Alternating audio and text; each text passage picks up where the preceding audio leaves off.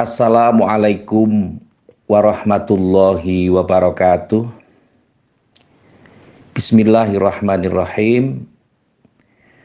Bulan Februari di tahun 2024 ini merupakan satu bulan yang tentu mempunyai momentum besar yang sekiranya kita mengaku sebagai warga negara Indonesia juga akan mempunyai andil yang sangat besar, yakni ada acara yang sangat luar biasa, tepatnya di tanggal 14 Februari tahun 2024, yakni pemilihan umum. Pemilihan umum ini satu sarana untuk memilih wakil-wakil rakyat yang ada di DPRD tingkat 1, DPRD tingkat 2, DPR pusat, dan tentu memilih DPD. Yang juga tidak kalah pentingnya adalah untuk memilih presiden dan wakil presiden di tahun 2024 yang tentunya akan dilantik di bulan Oktober. Nanti akan berlangsung selama 5 tahun sehingga akan terjadi pergantian berikutnya mungkin di tahun 2029. Hal yang menarik sebenarnya yang perlu kita pahamkan sama-sama bahwa pemilu itu merupakan satu kondisi di mana cara kita sebagai warga negara untuk menggunakan kemampuan kita, menggunakan partisipasi kita, karena pada saat kita mencoblos di tanggal 14 besok itu, artinya kita mempunyai kekuasaan yang luar biasa. One man, one vote. Satu orang, satu suara. Jadi tidak bisa satu orang kemudian mencoblos 10 kali, 12 kali atau berapa. Atau 2 kali saja tidak bisa. Dalam momentum yang sama. Misalnya saya memilih presiden si A atau B atau C. Supaya banyak saya nyoblosnya 5, ya tidak bisa. Secara aturan itu harusnya satu orang satu suara. Dan itu menunjukkan bahwa kita sebagai warga negara ini mempunyai kemampuan untuk menentukan siapa ke depan yang akan duduk di pemerintahan. Secara agama tentu pemilihan ini wajib dikondisikan. Karena untuk menjadikan pergantian kekuasaan. Loh gimana kalau tidak ada pemilu? Lah kalau tidak ada pemilu tentu tidak ada pergantian dan itu akan ajak saja. Dan saya khawatir kalau dari dulu, dari tahun 1945, kemudian presidennya seumur hidup, kemudian DPRD-nya seumur hidup juga, itu akan repot juga karena proses berpikirnya juga akan repot. Artinya pergantian kekuasaan itu dibutuhkan untuk penyegaran. Karena kita, kalau dulu ada namanya GBHN, garis-garis besar haluan negara. Kalau di organisasi ada GBHO ya, garis-garis besar haluan organisasi. Kalau di NU namanya kitoh, ada kitoh. Tetapi tentu di organisasi lain juga sama. Ada hal-hal yang harus dilakukan. Berhikmah dari proses ini, tentu saya menghimbau kepada pihak-pihak terutama generasi muda untuk tidak antipati terhadap pemilu. Tidak antipati terhadap bagaimana proses keberlangsungan pemilihan.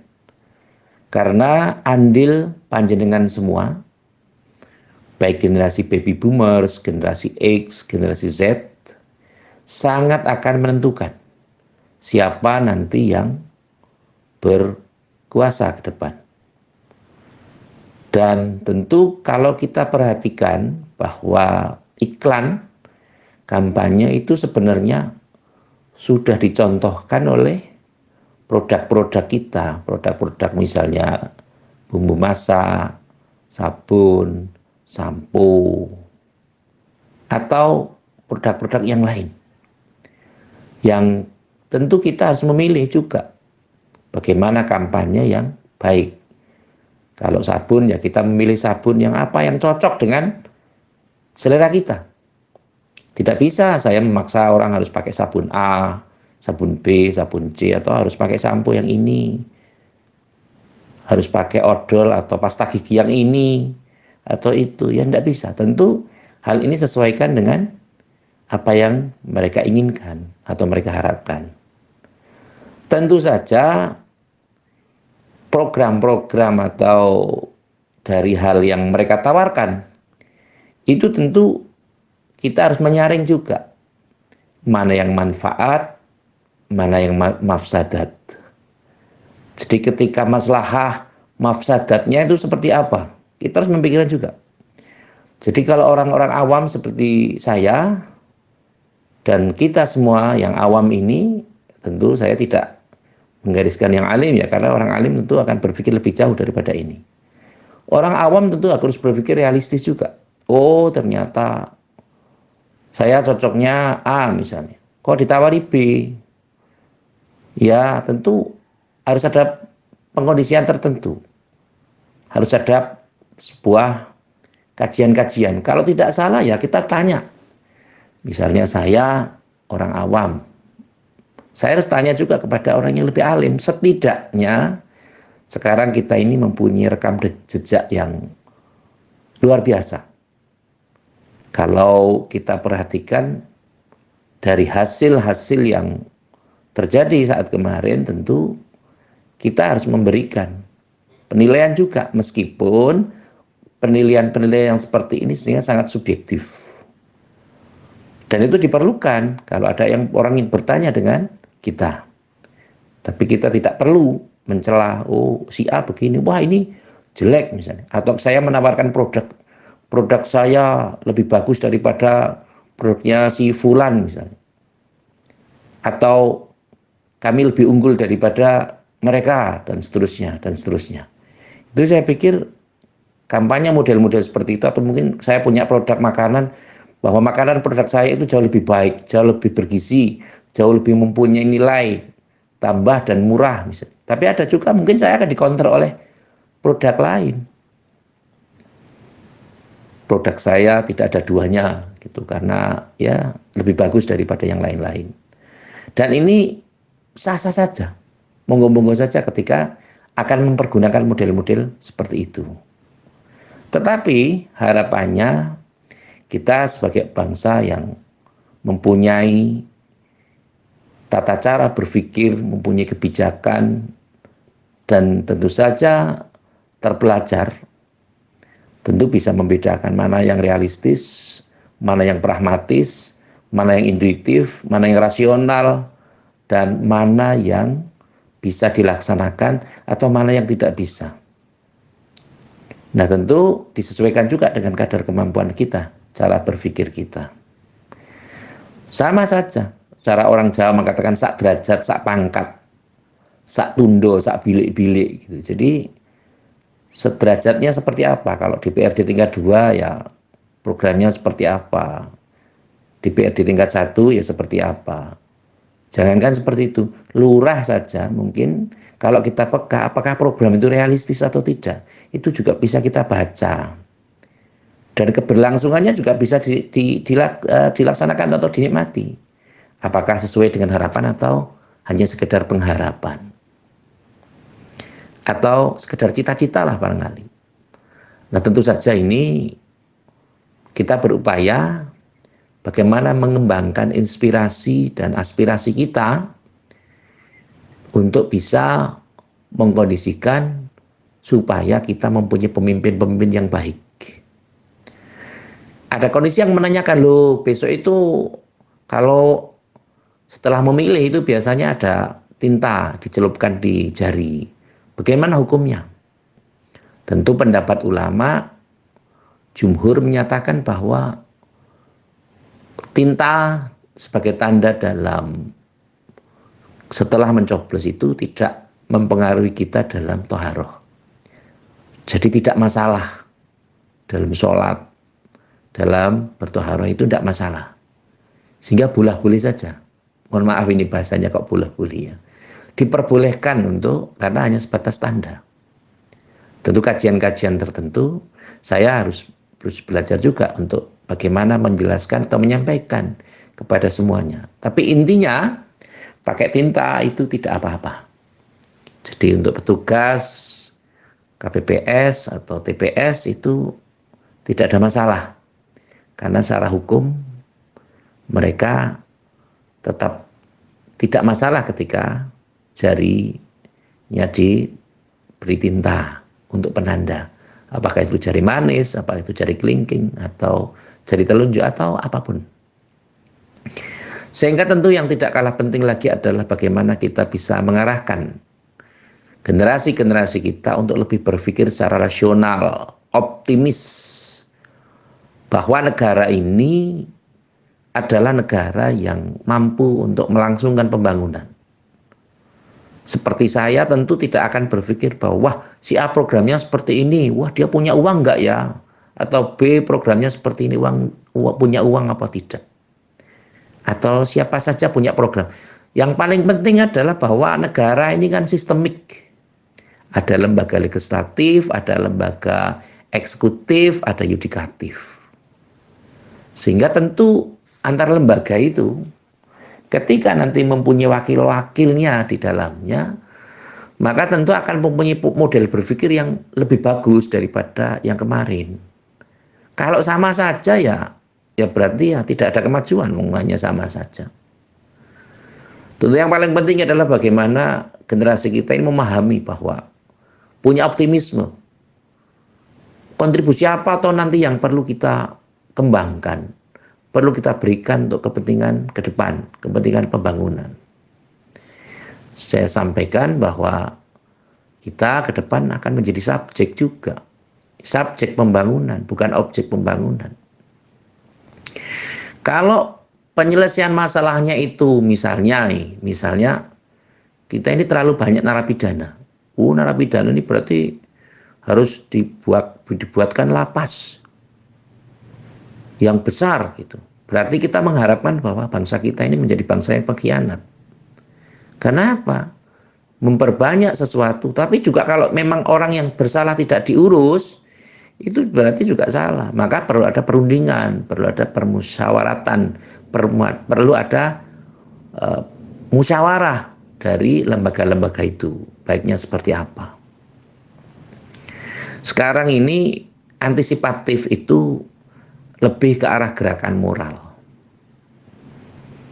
Kalau misalnya negara ini banyak pencurinya, itu ya kita jangan hanya berpikir, oh kalau gitu saya atau kami berupaya untuk memasang alat monitor untuk bisa mengetahui bahwa ini ada pencurinya ini, pencurinya itu. Itu baik, tapi tidak edukatif. Kenapa demikian? Karena kalau sudah tahu terus mau diapakan? Kalau misalnya yang nyuri, misalnya teman kita sendiri atau saudara kita atau orang lain, hukum harus ditegakkan misalnya. Iya ditegakkan, tapi sebab mereka mencuri kan ada hal-hal lain. Sebab mereka korupsi tentu ada hal-hal lain. Itu sebab mengapa terjadi seperti itu. Maka mari kita kondisikan untuk gerakan moral. Minimal tidak dari diri kita. Lebih luas lagi, tidak dari keluarga kita. Lebih luas lagi, tidak dari teman-teman kita. Lebih luas lagi, tidak dari orang yang ada di desa kita, atau dari kecamatan kita, atau dari kabupaten kita. Semua mempunyai gerakan moral yang sama. Ini yang perlu dibentuk. Karena kalau kita memberikan kontribusi sesuatu hanya dengan materi, hanya dengan mobilisasi sesuatu yang sifatnya tidak korektif, itu akan sangat tidak mendidik. Jalan yang rusak, kemudian hanya kita perbaiki, tapi kita tidak kontrol prosesnya seperti apa. Maka kadang-kadang ada tim pengawas namanya. Nah, tim pengawas itu yang akan memberikan Loh kenapa ini jalan yang harusnya 5 tahun rusak, tapi baru 2 hari atau 2 bulan ada kendaraan yang berat sudah rusak. Maka mentalitas ini yang perlu kita bentuk. Membangun jiwa itu harus diperlukan, dipentingkan. Setelah itu, maka membangun fisik. Bangunlah jiwanya, bangunlah badannya untuk Indonesia Raya. Itu cakupan yang paling luas karena kita orang Indonesia. Kalau untuk desa ya seperti itu. Kita mengkondisikan supaya minimal kita tidak menghambat pembangunan. Kita menjadi aktor pembangunan. Minimal kalau tidak dilibatkan dalam pembangunan, ya tidak mengganggu pembangunan. Tapi bukan berarti tidak korektif.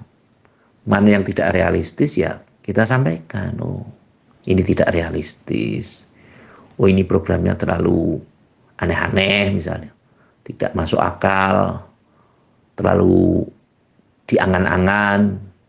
Terlalu intuitif. Itu harus disampaikan. Prinsipnya adalah bahwa teman-teman kita yang sekarang ini menjadi sentral dalam mungkin TPS, mungkin KPPS, dalam semua tingkatannya, baik di tingkat desa, tingkat kecamatan, tingkat kabupaten, bahkan tingkat provinsi atau tingkat nasional, kita harus mengapresiasi. Kami merupakan sesuatu masyarakat yang tentu biasa dan terima kasih kepada teman-teman saya, saudara-saudara saya yang telah peduli. Baik itu di KPU, di Bawaslu, di KPPS, dalam semua tingkatannya. Dan ini sangat bermanfaat. Kalau tidak ada penjenengan semua, pemilu tidak akan ada. Sehingga tentu masyarakat yang lain juga harus menghormati cara berpikirnya, cara pandangnya, tentu juga harus koreksi. Dan tentu saja saya juga menghimbau pada generasi Z, pemuda-pemuda kita yang sudah usia untuk bisa mencoblos 17 tahun ke sana, ya, 17 tahun ke atas, atau hal-hal lain yang memberikan petunjuk sudah bisa, maka disampaikan, mari kita sukseskan. Mari kita penuhi TPS-TPS kita di mana kita berada untuk berpartisipasi, kecuali ada uzur.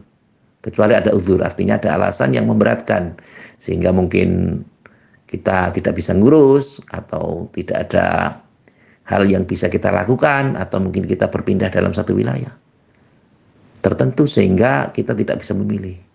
Bahkan jangan sampai lupa teman-teman kita yang di luar negeri pun sudah melaksanakan pemilihan.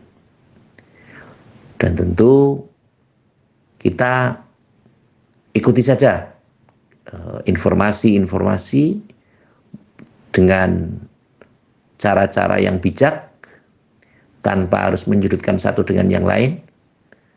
Kalau kita kebetulan pilihan kita kok belum menang, ya tentu tidak apa-apa karena tentu teman kita juga banyak.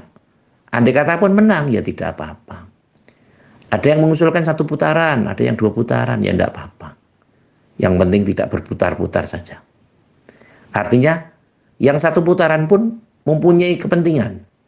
Supaya bisa untuk anggaran-anggaran yang harusnya untuk putaran kedua, bisa dimanfaatkan untuk kepentingan-kepentingan yang lain. Itu mungkin yang 1 putaran. Atau juga bisa untuk supaya hal-hal itu lebih efektif dan kita bisa lebih cepat mengerti siapa yang menjadi pemenangnya. Tapi yang 2 putaran juga berpikir, wah nanti kalau 2 putaran jago saya menang misalnya. Atau berarti panitianya kan dibubarkannya kan agak lambat, itu bisa saja. Karena pemikiran itu juga boleh-boleh saja. Tidak apa-apa. Dan monggo panjenengan ingin menjadi pemikir yang mana, itu 1 putaran, 2 putaran, terlepas siapa yang menang tentu nanti yang menentukan adalah kita semua. Kalau kita menginginkan paslon nomor berapa, ya monggo kita kondisikan, optimalisasi saja. Yang nomor 1 pengen sekali putaran, silahkan, tidak apa-apa. Yang nomor 2 sekali putaran ya tidak masalah. Yang nomor 3 bikin sekali putaran ya tidak apa-apa. Karena semuanya tentu mengkondisikan sesuatu yang paling baik untuk kepentingan negeri ini. Penghematan tentu harus dilakukan. Tapi yang punya 2 putaran ya tidak apa-apa, asal jangan 3 putaran. Ya. Alasannya ini calonnya 3 ya 3 putaran, ya nggak bisa lah itu. Karena sudah ada aturannya, sudah ada undang-undangnya. Dan bagi teman-teman saya yang legislatif dari tingkat kabupaten sampai dengan tingkat pusat, saya berharap panjenengan semua legowo terhadap apa yang menjadi hasilnya. Dilalah kalau jenengan dipercaya Allah Subhanahu wa taala untuk bisa duduk di DPRD tingkat 1, DPRD tingkat 2 atau DPR pusat. Ya tidak apa-apa, atau bahkan di DPD juga tidak masalah. Berarti itu amanah untuk panjenengan semua. Tapi dilalah kalau belum bisa, ya jangan menyesal. Karena kehidupan adalah perjuangan. Meskipun panjenengan sudah mengatakan vini, vidi, visi gitu. Itu ya tidak apa-apa. Ya karena optimisme itu penting. Mungkin panjenengan juga punya hal, kekuatan, kemampuan yang sudah kerahkan. Apa saja, silahkan. Harapan saya, harapan kita semua tentu, panjenengan tentu yang akan duduk di legislatif lembaga besok itu, ternyata harus bisa memberikan, harus mempunyai aspirasi yang kuat untuk membantu kami dalam melancarkan pembangunan. Terutama kalau yang di DPRD tingkat 2, yang sangat dekat dengan grassroots, tentu yang monggo untuk bisa memberikan aspirasi yang signifikan dari warganya. Seperti apa? Konstituen panjenengan, seperti apa? Panjenengan harus juga pirsa. Apalagi yang DPRD tingkat 1, apalagi yang DPR pusat, apalagi yang DPD. Termasuk juga nun sewu kepada mungkin saudara-saudara saya yang kebetulan nyalek tapi belum berhasil. Karena sesuatu, ya sebenarnya panjenengan sudah berhasil lah. Tapi berhasil mendapatkan simpati dari masyarakat. Karena ke depan tentu kita tidak tahu besok itu bagaimana hasilnya. Tapi apapun itu kita berharap semua yang terkondisi besok ini tanggal 14 ini bukan merupakan tujuan atau bukan merupakan tujuan akhir, tapi bagaimana cara untuk terjadinya pergantian kekuasaan 5 tahunan di kita. Karena disepakati presiden, wakil presiden, legislatif itu 5 tahun. Jadi kalau sudah 5 tahun, ya tentu ganti. Atau ya tergantung, kalau beliau mungkin meneruskan, kalau bisa dipilih lagi ya berarti panjenengan menyukai beliau dan diteruskan. Nah kalau besok itu karena presiden yang sekarang sudah tidak nyalon, ya berarti ada pergantian kekuasaan. Lah monggo. Untuk ke depan, mari kita jujur, realistis, dinamis saja, tetap jaga kerukunan, jaga kebersamaan, tetap gotong royong, aman, tentram, dan nun sewu. Tidak usah banyak hoax, tidak usah banyak berita-berita yang disampaikan, sementara berita-berita itu justru untuk miriskan masyarakat, menghilangkan kepercayaan pada pemerintah, atau apapun lah istilahnya. Kita menjadi warga yang optimis, menjadi warga yang dinamis, menjadi warga yang penuh motivasi untuk membangun bangsa ini. Siapapun nanti pemenangnya tentu harus kita dukung, karena itu adalah sebagai upaya dari semua warga Indonesia yang terjadi di tanggal 14 itu. Maka pergunakanlah dengan sebaik-baiknya. Mungkin bagi kita yang tidak punya kekuasaan, itulah di tanggal itulah kita mempergunakan kekuasaan kita. Habis itu ya mungkin kita tidak berkuasa lagi. Nanti yang berkuasa adalah orang lain atau dewan kita. Tapi habis itu ingat, one man one vote. Satu orang satu suara. Sehingga jangan antipati terhadap pemilihan umum. Tapi jadikan itu sebagai sarana kita untuk memajukan pembangunan, melaksanakan pembangunan dengan cara partisipasi dalam pemilihan umum, dan jangan menjadi orang yang tidak memilih atau golput.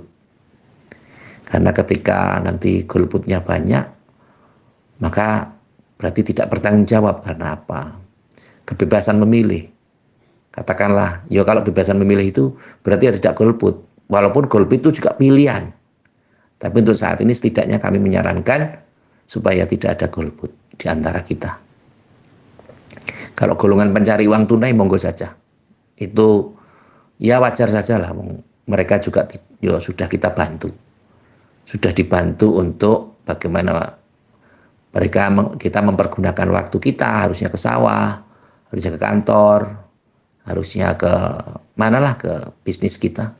Tapi kita juga hadir di TPS untuk berpartisipasi untuk kepentingan, untuk mempertanggungjawabkan tugas kita sebagai warga negara Indonesia.